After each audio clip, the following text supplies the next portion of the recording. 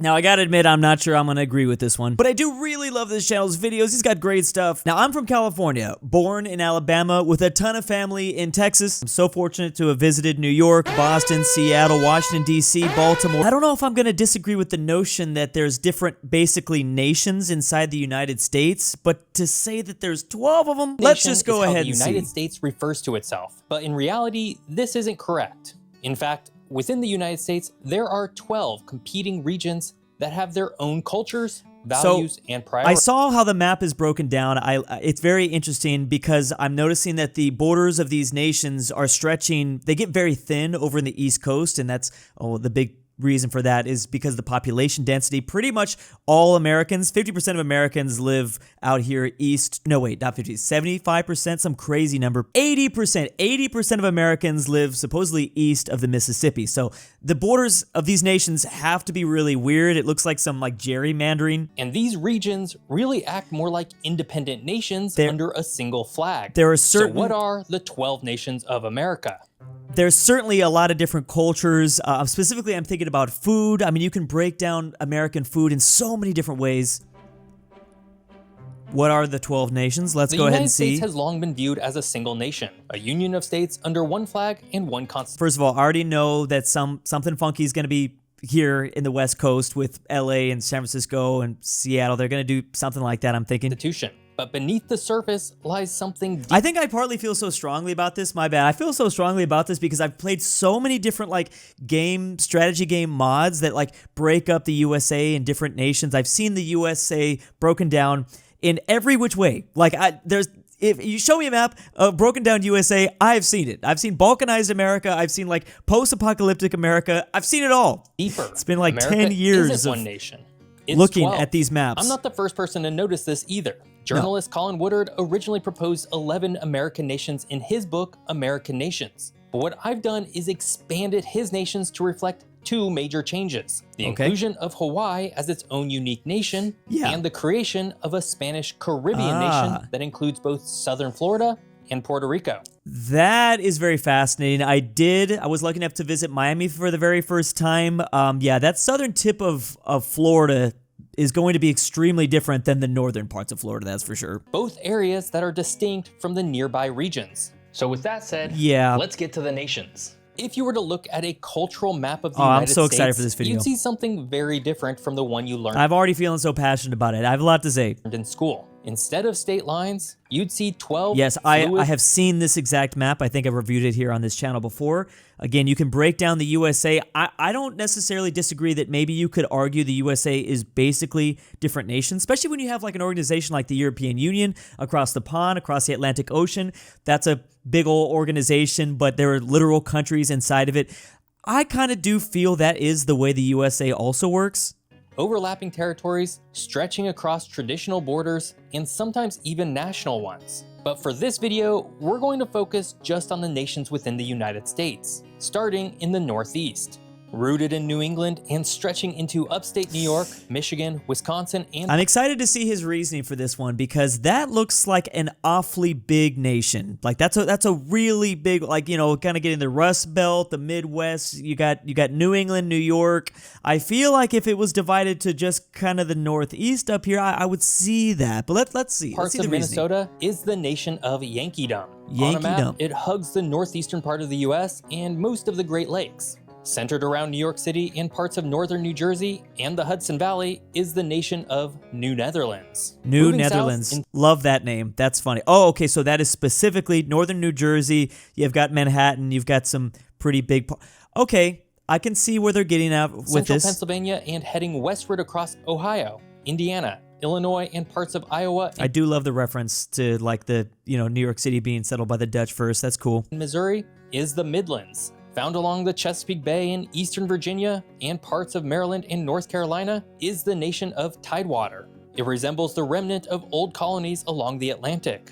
West of Tidewater... Real quick, before we continue on, the Midlands, one thing I find fascinating, and I'm wondering if this is going to be an aspect to it. There are people that live in the Midlands that consider themselves a part of the South. I've seen a lot of different polls that talk about, is your state a part of the South? And you'll see people as north as Pennsylvania saying that they are like a southern state. Of course, that definition could be a cultural thing. That's mainly what I'm thinking about. But as someone with a lot of family from the South, I do not see Pennsylvania and parts of Ohio as the South, but I have heard many people in Ohio that say that it's basically the South over there. Water is Greater Appalachia, a broad, rugged band that stretches from the hills of western Pennsylvania down through West Virginia, eastern Kentucky, and Tennessee, into Arkansas and parts of Texas.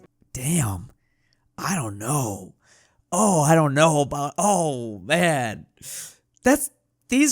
For there being 12 nations, these are really big areas. But okay, let's just go with it. Moving south once more and dominating much of Mississippi, Alabama, Georgia, South Carolina, and parts of Louisiana and Texas is the Deep South. In the far south and interesting that I'm okay with that. I feel pretty strongly about where we're going to define the South. Obviously, I had to make the comment that I did before. I think it's interesting that they're excluding New Orleans. I can kind of see that because that is, or specifically, southern Louisiana, that is a whole different world. I mean, I guess if you were forced to make different nations across the U.S. map, that is a part of the Deep South that could be like a little city-state area. Far south and consisting of southern Florida, he mentioned especially this before. Miami, and Puerto Rico, is the Spanish Caribbean I kind of like that. Tucked in between the Gulf of Mexico and the Deep South nation is the nation of New France. Moving westward, I just like the name of that. Spanning from Southern California and Arizona across New Mexico Yeah, I saw this on the thumbnail. I saw that he was going to include LA in this massive nation that stretches all the way to Corpus Christi, Texas, like that. Woo! And then as far it looks like goes up to Denver. Let's just wait. Into West Texas is the nation of El Norte. El Norte. Yeah, so I mean, obviously referring to the Mexican influence that Mexico has on all these areas specifically. I mean, that you can't deny that. You literally cannot. So perhaps that is, I guess that is a unifying factor that these regions have. But it's just crazy to think that, like, I don't know, LA would have similarities to El Paso, Texas, for instance. I mean, that's not even as far as it gets on this map. But those are really drastically different places. And covering a vast swath of interior California, Nevada, Utah, Arizona, Montana, Idaho, Wyoming, parts of western Texas and the Dakotas, and much of mainland Alaska is the Far West nation. In the far north and west.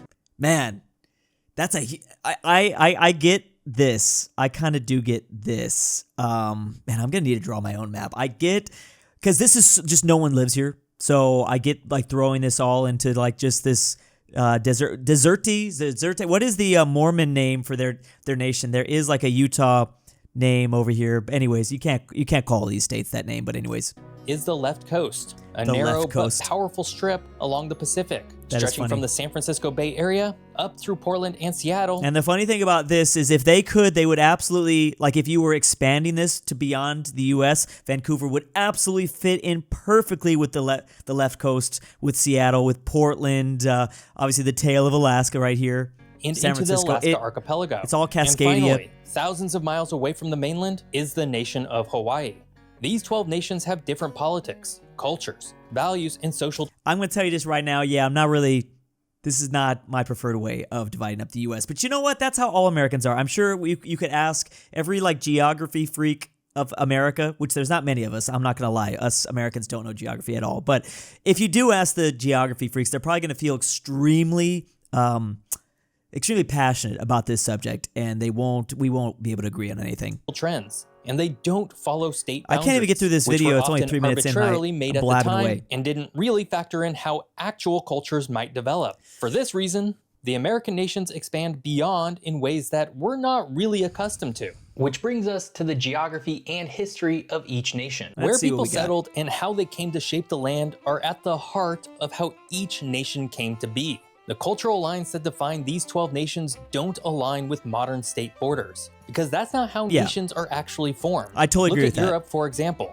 Each country looks organic rather than the artificial straight lines that make up the individual states. Absolutely. I'm glad that we're referencing Europe here, because that's kind of what we're trying to do. If we were to make a European Union style USA, this is how we would divide up the USA. I feel that influence there.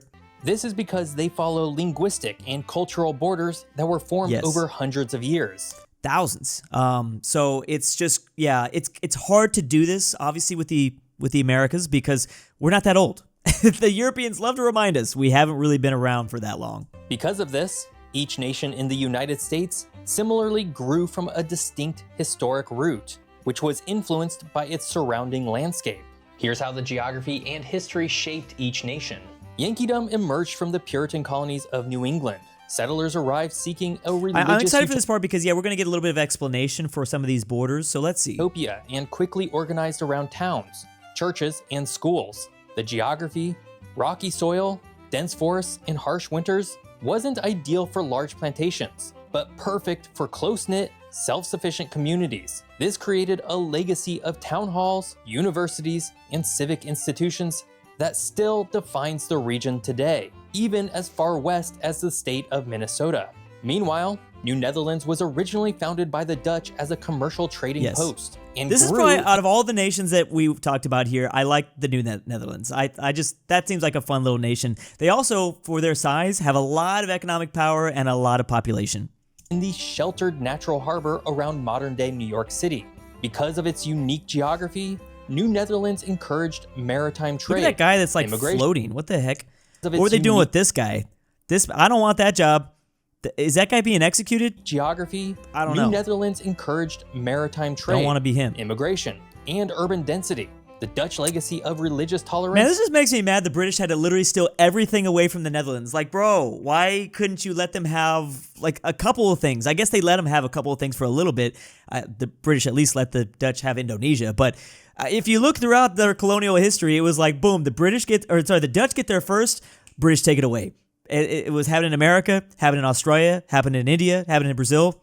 Multiculturalism and commerce remains central to it wasn't always the Brits today. that took stuff away, and but then there's the Midlands, they had a lot of their stuff with taken its away. rolling hills, fertile farmland, and navigable rivers. This is a weird one. That's a strange looking nation. Is that fair to say? Is that fair to say? The Midlands were settled by English Quakers and German immigrants who envisioned a pluralistic, agrarian, middle-class society, primarily focused on the colony of Pennsylvania, but encompassing places as far west as Missouri and Iowa. Its geography lent itself to family farms, and its central location helped it evolve into the political swing region of the United States. That's an interesting one. Yeah, I could see that. This is not all these regions, obviously, not when you stretch up here to the Dakotas, basically. I mean, these are pretty red areas. The Oklahoma's pretty red. Oh, man, I can't read these comments. Water developed along the Chesapeake Bay and eastern North Carolina. Geography nerds of America its found wide, navigable rivers and access to the Atlantic made it ideal for plantation agriculture and transatlantic trade. This region was settled by English gentry, and its flat coastal plains supported a hierarchical society based on tobacco, enslavement, and exporting agriculture for wealth. The rugged Appalachian Mountains. Can't say much about the Tidewater. I've been to Baltimore, but I don't know that region that well, so I don't feel super strongly about that too much. Of course, define Greater Appalachia. I do feel more confident in its smaller border size. I like that. Some of like these nations that we're forming are so giant.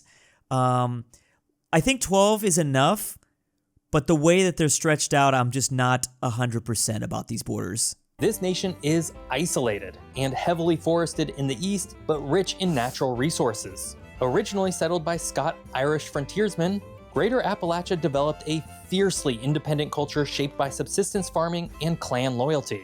The mountains both isolated the region and protected its tradition. I mean, to call some of these parts of Texas Greater Appalachia is crazy. I've been to some very deserted towns in Texas where families lived, and they don't look like the Appalachian Mountains. I'll tell you that. I know I'm This rough and mispronouncing tough these rural damn mentality mountain ranges. extended as far west as northern Texas, formed by slaveholding elite. But again, it's not. I understand that the name doesn't.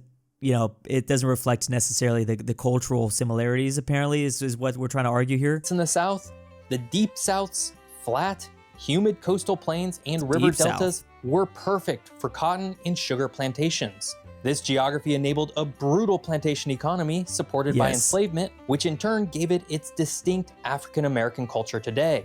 Its original aristocratic culture racial caste system, and economic inequality can be traced back to this colonial foundation. Southern Florida and Puerto Rico form the Spanish Caribbean nation. This region is tropical, coastal, and I like this one. If you're forced to make a nation, I do like it. I think that part of those borders of Florida are stretching kind of far over. I mean, but yes, technically they say that there's more Spanish speakers in Miami than English speakers. You definitely can see that. I've actually been to Puerto Rico as well. Loved Puerto Rico. Puerto Rico and Miami have a lot of similarities. I think the big difference is that in Miami, it's mostly Cubans. There are Puerto Ricans, but a lot of Cubans are living there. So slightly different, but, I get it, Spanish-speaking parts of the states. Puerto Rico form the Spanish Caribbean nation. But it is important to separate. There's a very big distinction between this part of America and what he referred to as El Norte, the California to Texas part, because that is all Mexican-influenced.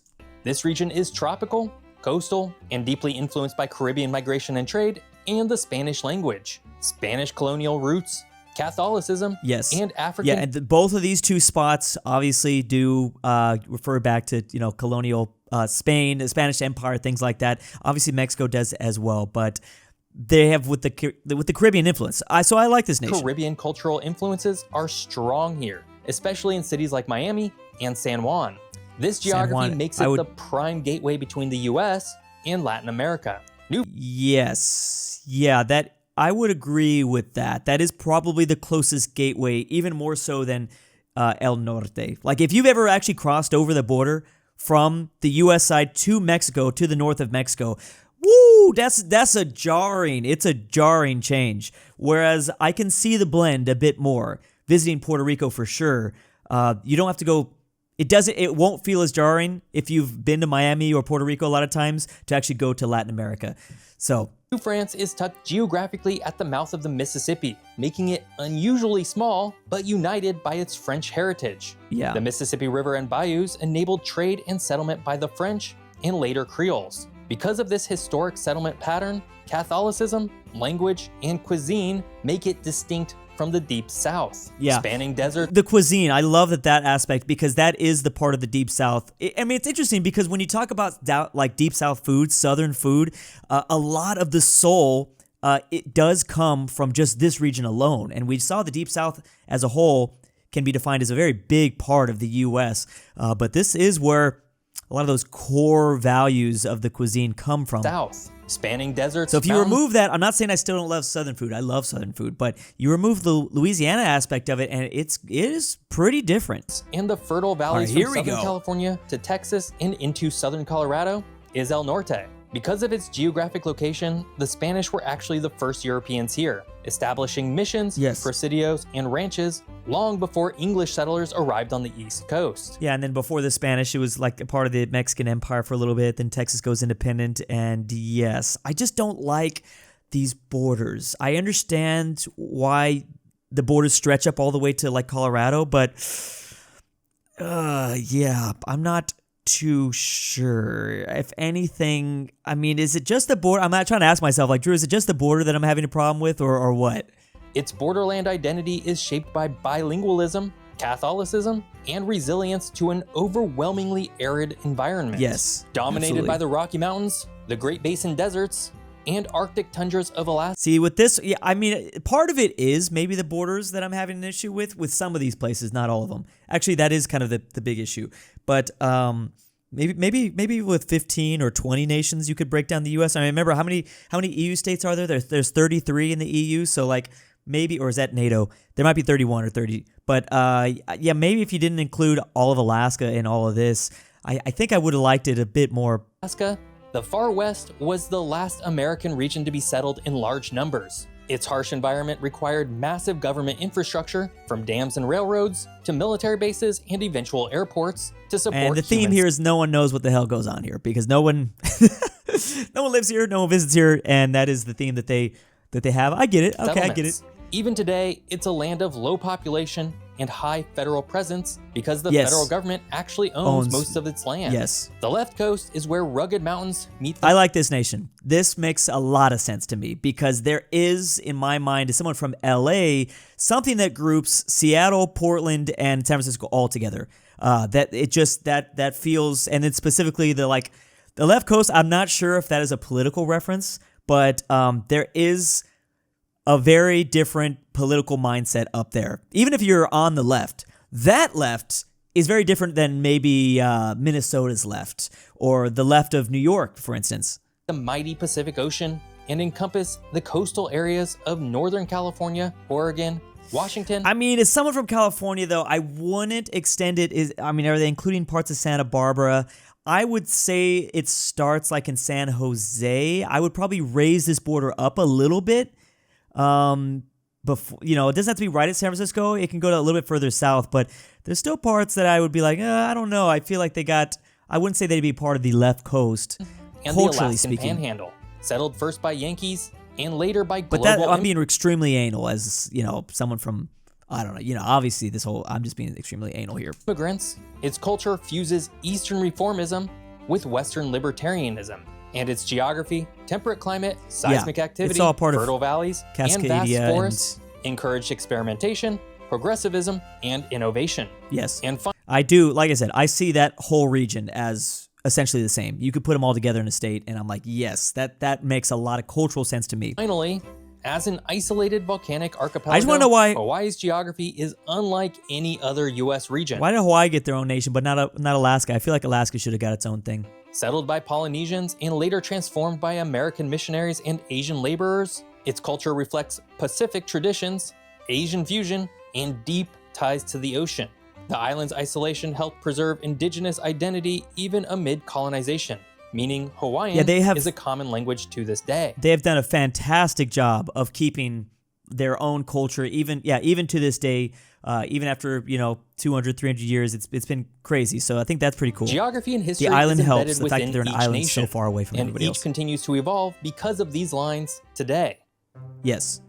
It's continuing to evolve, especially because of all the, for instance, I'm just thinking of this, all the people that move all over the place. A lot of California loses population all the time. Californians are moving all over the states. There's also a flocking down south generally from the north or the Midwest down south to Florida.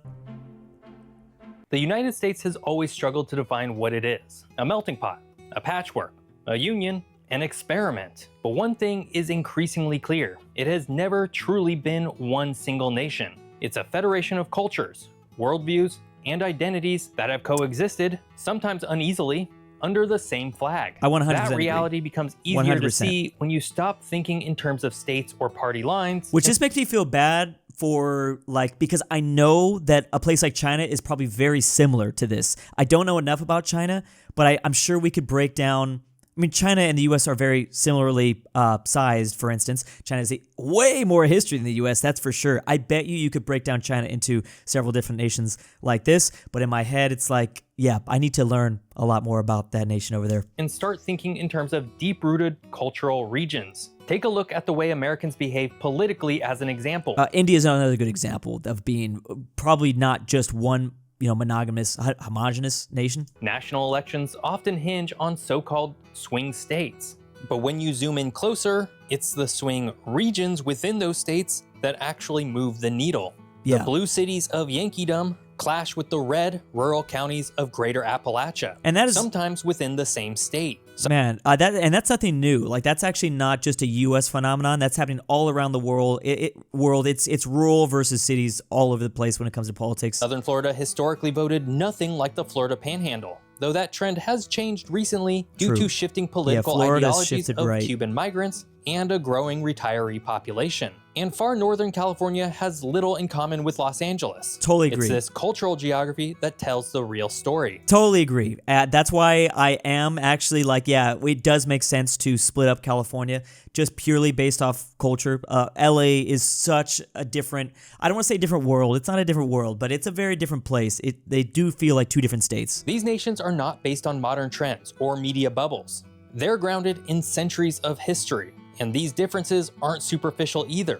They explain why Americans often seem to be speaking past each other, locked in a cultural Cold War. Yes. The fights over guns, healthcare, education, and religion aren't just political, they're geographic. The left coast and the far west may both be part of California, but one is progressive and coastal with a desire to restrict gun rights and advance universal healthcare, while the other is libertarian and inland with a passion for low taxes and less government intervention in their lives. You'd be surprised. There's a lot of Californians that never leave the coast. You don't know what goes on here in inland California. It very much does act like the South, or, well, I guess in this video's, example, this region here, it's a really different place once you leave, the coast.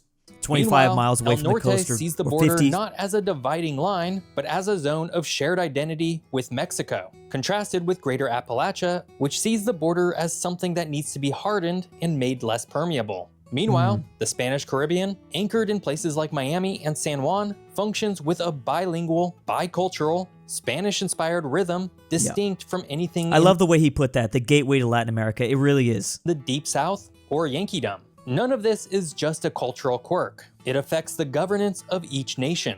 Trying to craft one-size-fits-all federal policy in a country this fragmented is like trying to sew a quilt from 12 different fabrics using a single thread. Yeah, it's scary. There are people that just cannot, both sides cannot figure out, they just cannot put their head around what the other side wants when it comes to politics, depending on what region of the U.S.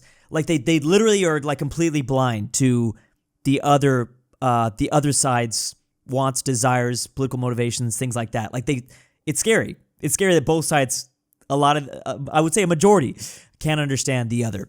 You see it in the endless political gridlock, in states suing the federal government over mandates, in regions going their own way on issues like abortion, climate, and immigration. The culture wars aren't a glitch in the system, they're the system playing out across an invisible map that very few people acknowledge. But when you do acknowledge that map, and see the United States as these 12 nations, it explains so much. So is this video just saying that these borders are talking about politics? This is how you can divide up the U.S. politically, the way they lean and things like that. I mean, we did talk about how maybe the Midlands is not, I don't know, you got a lot of solid red and then some pretty solid blue in there too. Explains why San Francisco, California and Los Angeles, California look and feel so different, or why New Orleans, Louisiana is so different from Mobile, Alabama, despite their geographic proximity. It explains why some states feel like they're being governed by outsiders. It also explains why unity is hard and why division comes so easily. The idea of the United States as a single people has always been more aspiration than reality. What holds the country together isn't shared culture, but shared infrastructure, roads, currency, federal programs, a military. But culturally and politically, the US operates more like a loosely bound confederation, not red and blue, but a mosaic of nations that coexist, cooperate, compete, and sometimes clash. Understanding the country through this lens doesn't solve the problems, but it at least makes them less intimidating. In fact, it offers a way to reframe political conflict not as irrational partisanship, but as the natural friction between fundamentally different regional identities. I mean, if we're talking politically, is that why, because these nations are drawn up, if we are saying that it's a purely political thing, I mean, it's hard to say because these things are constantly changing. I mean, this part of Texas recently voted pretty overwhelmingly for Trump when they did not do that. The first time for Trump, they voted for Biden, they voted for Barack Obama. This was a very blue region, and now it's slowly becoming more red. And so, obviously, the rest of this is pretty blue, but then again, you have Arizona, so it depends. This part of Texas is pretty red. This is blue. With all that said, I don't think this is purely based off the way you vote. What would they look like today? But which would be most populous, and which would be the wealthiest? Ooh. If the United States were to break apart, not good. Just politically, but culturally and geographically, it probably wouldn't fracture into red and blue states. No. It would likely splinter along the lines of these 12 nations. I agree with that. Or something close to it. During that time, some would thrive, others would struggle, and a few would quickly seek alliances with the others to stay afloat. I feel like me in El Norte will get eaten up, taken over real fast. What are these borders? How are we supposed to compete. I think we'd stretch a little bit further up. I think we deserve Vegas. Let's get Vegas, please. Yankeedom, with a population of nearly 58 million and a median income close to $57,000, would be a powerful nation. It would inherit much of the intellectual, educational, and technological infrastructure of the Northeast and the Great Lakes. With elite universities, corporate headquarters, and deep ties to Canada and Western Europe, Yankeedom would function as a progressive, internationally oriented republic. Yankeedom would find a natural ally in the left coast. A smaller nation in terms of population, but wealthy. Because they would probably have rivals here like the Midland and that big empty one, I keep forgetting the name. These would form very natural alliances. I'm not saying they would go to war, but if they were to go to war, this would be perfect teammates to kind of smash. And I'm thinking of historically that France was allied to Scotland over there because of the mutual enemy in between England. Year per capita and similarly forward-thinking in tech, sustainability, and civil liberties. A Yankeedom left coast alliance would be a powerful and progressive counterweight to the other blocs.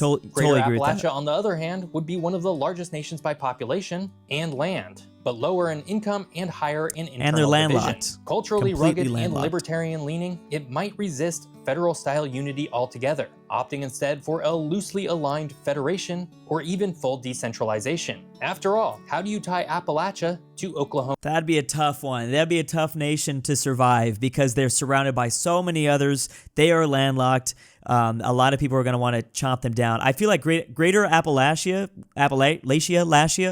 would basically become Poland. They would be the Poland of the USA. They'd get just chomped away at, partitioned by all their neighbors until they were no more. Oklahoma and northern Texas. More than likely. Culturally, it would likely have deep ties to the far west, another vast and sparsely populated nation, and could lead to a rural alliance focused on resource extraction, states' rights, and small government. I also don't have a whole lot of faith that the far west is going to be able to survive for very long, especially if El Norte and the left coast team up.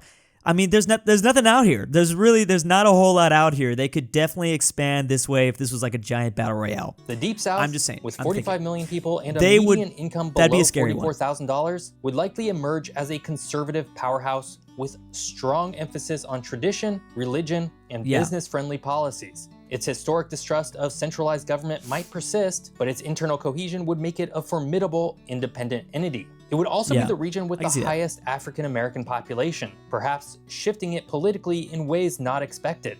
It could easily ally itself with Greater Appalachia and parts of the far west on cultural issues. Socially conservative coalition.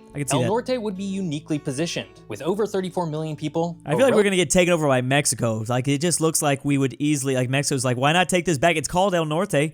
That's our land anyways. The north. Relatively young population and a bilingual workforce, it could become a bridge, not just culturally, but economically. I don't know. We really just have, I don't know, I'm not trying to, but we kind of just really have LA. We got San Diego. Maybe we got some economic hubs there from Arizona and some border cities, El Paso. I don't know. I'd be scared to live in this country. I don't, but luckily, I mean, I wouldn't, you know what? Over this way, I think we might be okay because the far west or whatever that was, that nobody lives in West Nation, nobody lives there. So maybe we don't have to worry, but I'd worry if I was in these parts of Texas because I think the Deep South could chomp away at you if they wanted. Between North and Central America, its economic strength would come from cross-border trade, agriculture, and a strong labor ethic. El Norte would likely partner with the Spanish-speaking Spanish Caribbean, which includes southern Florida and Puerto Rico. Though separated by geography, their shared language, religion, and cultural foundations could build a pan-Caribbean coalition. I feel like that is a little wishful thinking. I think we'd more than likely probably have to ally to, well, there'd be so many parts of Texas that would not want to do it, but I don't know. I don't think El Norte stays together. I'm just going to say that, but. With strong ties to Latin America and Spain. New Netherlands. It sounds great on paper that El Norte would ally to the Spanish Caribbean, but first of all, why? But anchored by New York City, I guess they're not necessarily going to war. Small in size, but a global giant in finance, media, and international diplomacy. With the highest population density, high income, and global reach, it would likely function more like a city-state such as Singapore. It would also have close ties to Yankeedom, though due to its status as a global center for finance and trade, it may wish to remain politically neutral overall. Speaking of smaller nations, Tidewater, with a relatively small and aging population, might find itself squeezed between the ambitions of its neighbors. Historically Yeah. Okay, aristocratic I'm glad we're talking and about now that. a region of retirees, it might depend on alliances with either the Deep South or New Netherlands for Like I said, I don't know enough about this region. Yeah, I couldn't really tell you anything really what's going on in Tidewater. economic and political stability. I don't know nothing about Delaware. I've mentioned that before many times. I don't know what the hell goes on in Delaware. Can someone tell me? Is there anyone? I feel like I looked at my analytics one time and I did not see Delaware on the list. I don't even think Delaware is a real place. I don't think anyone actually lives in Delaware. There were more people, more viewers from Alaska, or maybe it was Wyoming, than Delaware. It was crazy. I swear. I don't think I'm making that up. I'm pretty sure I saw that, but also maybe I'm making that up. The Midlands, straddling the cultural middle, would face a hard choice. Politically moderate guys are with about screwed. 37 million people and middling income, it could swing either way. Oh, you're joining screwed. the These borders Yankeedom are- left coast progressive coalition or partnering with the Deep South than likely or to get Greater partitioned. Appalachia for pragmatic reasons. Its fate might hinge on leadership and external pressure. There'd have to be some of all crazy, regions. crazy allies for some of these places to survive. You'd have to, like the Midlands and Appalachia are going to absolutely have to ally, or I would say they're both done if they don't. But they probably would. With the far west, the big west, whatever. The Midlands are the most likely to swing between the different nations. New France, with only about 3 million people, might also struggle to see where it fits in. New France would likely align with the Deep South, though culturally it stands apart they don't in have a language, choice. cuisine, and worldview. Of all nations, Gumbo stew, yes. I think, and you could probably make a reference to the fact that maybe this would be the Singapore. If New Netherlands is the Singapore of the Northeast, then maybe New France could act as the Singapore. Maybe New France would not have as much power as the New Netherlands. This would be a pretty poor nation. Out of all of them on this list, this would probably be the poorest, I would say. Of all nations, New France would leave the biggest question mark for how it would evolve as a nation. Finally, Hawaii would be small but uniquely positioned geopolitically. It's by itself. Its high income and strong ties to Asia and the Pacific would make it a diplomatic and... Was that juice equals juice? Oh yeah, Japan would love Hawaii. Japan loves traveling to Hawaii. That's like the number one place that I actually don't know that for a fact, but when there are Japanese tourists, why not? If you're from Japan, I'm only gonna want to take a 5-hour flight to Hawaii. Why would I want to go 12 hours to LA or whatever? And military keystone in the Pacific. While isolated, it could remain neutral, non-aligned, or form a Pacific alliance with the left coast. Nah, I think they're going to just kind of do their own thing over there. I mean, maybe there'd be a little bit of an alliance with the left coast, or maybe they'll just let Japan do a metaphorical Pearl Harbor again. A metaphorical one as in a cultural annexation. Hopefully not including any sort of war. In raw numbers, the largest nations by population would be Greater Appalachia, Yankeedom, and the Deep South, while the smallest would be Hawaii, New France, and the Spanish Caribbean. I mean, again, I mentioned at the very beginning why he had to break up these nations kind of weirdly, where it's like stretching from east to west, and that is because all the population, all U.S., Americans all live right here.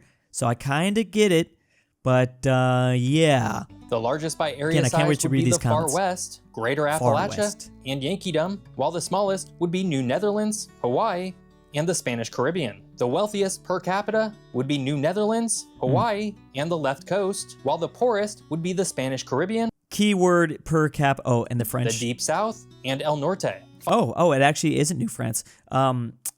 Yeah, keyword is per capita, which is important. Think about some nations that are wealthier than the U.S. per capita, Switzerland, Luxembourg, a couple of those city-states in Europe, Singapore perhaps. But that doesn't necessarily, they can punch above their weight, that's for sure.